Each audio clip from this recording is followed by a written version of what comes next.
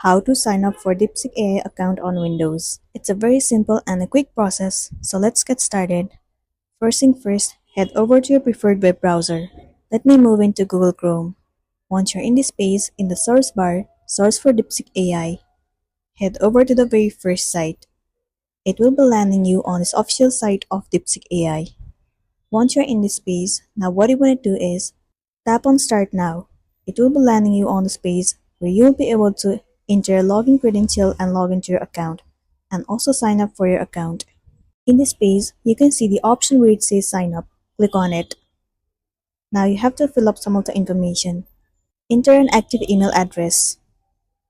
Once you have entered, you have to create a password for your account. Once you have entered the password, re-enter it for the confirmation. Once you have created the password, tap on Send Code. One verification code will be sent to your email address. From there, you have to copy the code and then enter it in here. After that, click on this checkbox and then tap on Sign Up. And there you go, your DeepSeek AI account has been created successfully.